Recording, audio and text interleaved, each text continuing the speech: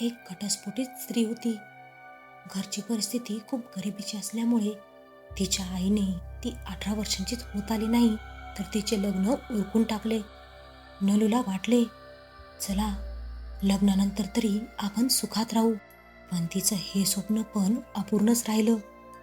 नवरा खूप दारू प्यायचा, कामावर जायचा नाही, घरातच लोळत राहायचा. सासू सासरे नलूलाच बोलायचे, हीच अवदसा आहे म्हणून पोरगा असा वागतोय. नवरा मन मानेल तेव्हा तिला मारझोड करायचा. नलूचा जीव कंटाळून गेला होता. जीव द्यायची कितीतरी वेळा तिला इच्छा झाली, पण पोटच्या पोराकडे बघून ती दिवस काढायची. मी माहेरी पण कोणी जीव लावणारे नव्हते. आई म्हणायची, आता तुझे लग्न झाले, आता तेच तुझे घर आहे. असेच दिवस जात होते. पण एक दिवस नलूच्या सहनशक्तीचा अंत झाला. तिचा नवरा तिच्या पोराला घेऊन बाहेर गेला. खूप वेळाने तो दारू पिऊन झिंगत घरी आला, पण तो एकटाच होता. त्याच्या हातात बाळ नव्हते. नलू कावरीबावरी झाली. लहानसे 1 वर्षांचे बाळ याने कुठे ठेवले म्हणून त्याला विचारू लागली, पण तो काहीच बोलण्याच्या स्थितीत नव्हता. मग नलूच बाळाला शोधायला बाहेर गेली. खूप शोधल्यावर बाळ तिला दारूच्या दुकानाबाहेर एका ओट्यावर दिसले. बाळ रडून रडून दमले होते, भुकेने व्याकुळ झाले होते. नलूचा नवरा दारूच्या नशेत मुलाला तिथेच विसरला होता. नलूने त्या दिवशी ठरवलं, आपण आपल्या मुलाला या दारुड्यापासून दूर ठेवायचं. दुसऱ्या दिवशीच आपल्या मुलाला घेऊन नलू माहेरी आली. माहेरी गरिबी असल्यामुळे नलू आईसोबत लोकांकडे कामाला जाऊ लागली. लोकांकडे धुणी भांडी करू लागली. आपल्या मुलाला शिकवून चांगली नोकरी मिळावी म्हणून ती काही करायला तयार होती. दिवस जात होते आणि अचानकच तिचे आयुष्य बदलले. आईची तब्येत बरी नव्हती म्हणून आज नलूला आईचे पण काम जिथे जिथे होते तिथले काम करायचे होते. नलू एका एका घरचे काम करून शेवटी एका घरात आली. ते घर एका पोलिसाचे होते. नवरा बायको दोघेच होते. मूलबाळ कुणी दिसत नव्हते. आपल्याला काय करायचं म्हणून नलू आपले काम करून घरी परत आली. पण आईची तब्येत जास्तच बिघडली म्हणून मग नलूच सर्व घरी जाऊन कामे करू लागली. पण पोलिसांच्या घरी तिला बरं वाटायचं, जास्त कामं नसायची. पण पोलीस घरी असला की नवरा बायकोत कुरबुर सुरू व्हायची.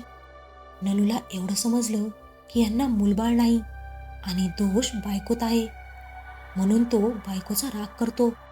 पोलिसाचे नाव महेश होते आणि त्याची बायको सुहासिनी. एक दिवस नलू कामाला गेली तेव्हा सुहासिनी घरी नव्हती. महेश एकटाच होता. एकटा असल्यामुळेच असेल, पण महेश त्या दिवशी नलूसोबत बोलला.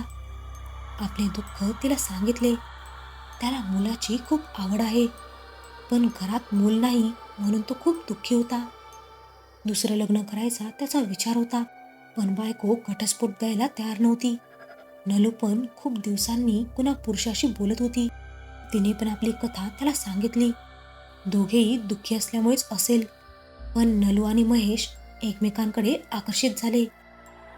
कधी कधी नलू आपल्या मुलाला सोनूला घेऊन यायची. महेश सोनूचा खूप लाड करायचा. त्याला त्याने नवीन कपडे घेऊन दिले, खेळणी घेऊन दिली. नलूच्या डोक्यात मात्र विचारांचे काहूर माजले. आपण जे करतोय ते योग्य की अयोग्य तिला समजत नव्हते. एक स्त्री असून आपण दुसऱ्या स्त्रीचे घर तोडतोय असंच तिला वाटायचं. पण सोनूच्या चेहऱ्यावर आनंद बघून ती स्वतःला समजवायची. पण लवकरच सुहासिनीला महेश आणि नलूचे प्रेम प्रकरण समजले आणि तिने एकच आक्रोश सुरू केला.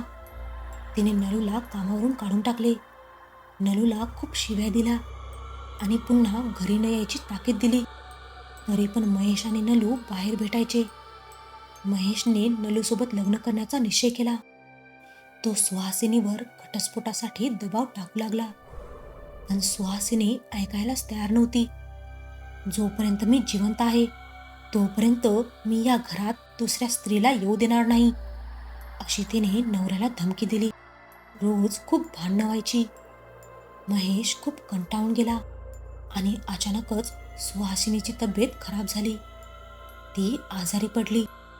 घरात कामाची गैरसोय होते म्हणून महेश पुन्हा नलूला घेऊन आला. सुहासिनी बेडवरचीच झाली होती म्हणून ती विरोध पण करू शकली नाही.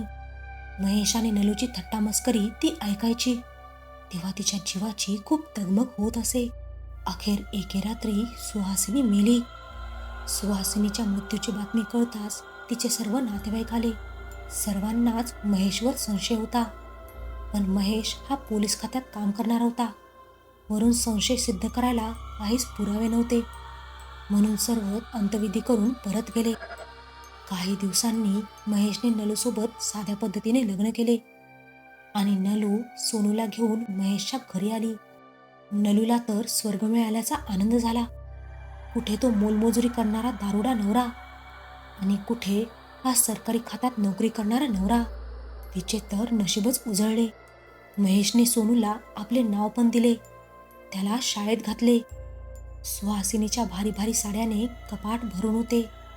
तिचे दागिने, तिने हौसेने जमवलेले सर्व सामान आता नलूचे झाले. नलू तर रोजच सुहासिनीचे भारी दागिने आणि साडी घालून बसायची. दिवस मजेत चालले होते. नलू आणि महेशच्या लग्नाला 1 आठवडा झाला आणि नलूला घरात विचित्र अनुभव यायला लागले. कधी कधी ती एकटी असताना तिला या घरात कुणीतरी वावरते. गाणी गुणगुणण्याचा आवाज यायचा. टीव्ही आपोआप सुरू होऊन आपोआप बंद होऊ लागला. घरातले लाईट खराब होऊ लागले.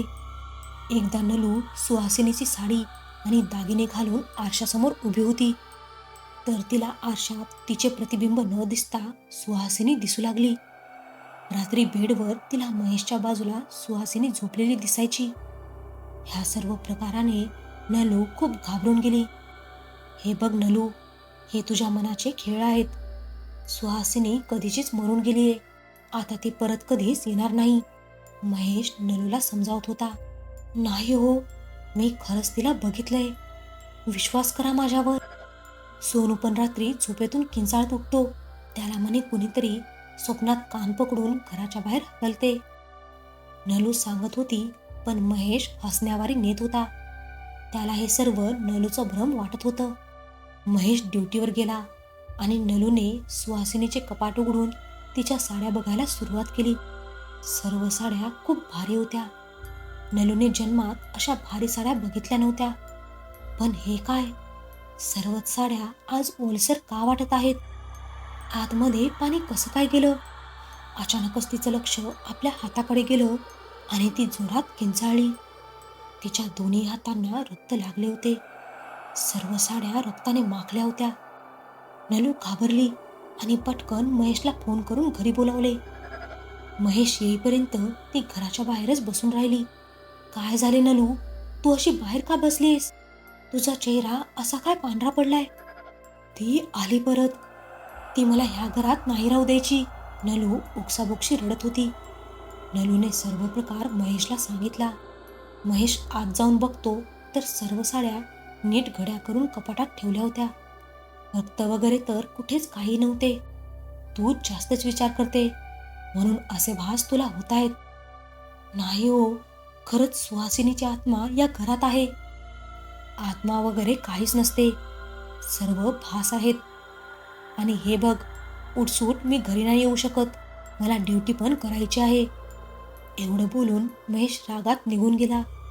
नलूने साड्या बघितल्या तर त्या तिला पुन्हा तशाच रक्ताने भरलेल्या दिसल्या. नलूने पटकन खाली साड्या फेकून दिल्या आणि पुन्हा धावत बाहेर आली.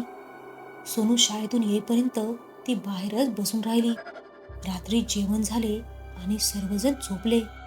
ती रागातच होती म्हणून महेशसोबत बोलली पण नाही. आणि रात्री अचानकच नलूला जाग आली. बाहेरून कुणाचं तरी रडणं ऐकू येत होतं. नलू पटकन उठून बसली. सोनू म्हणून ती धावत बाहेर हॉलमध्ये आली. हॉलमध्ये टीव्ही सुरू होता आणि टीव्हीवर कुणीतरी रडत होते. नलूने घाबरत टीव्ही बंद केला. अचानकच किचनमधून भांडी आपटल्याचा आवाज आला म्हणून नलू किचनमध्ये गेली. बघते तर सर्व भांडी, तांदूळ, डाळ, पीठ सर्व काही खाली पडून होते.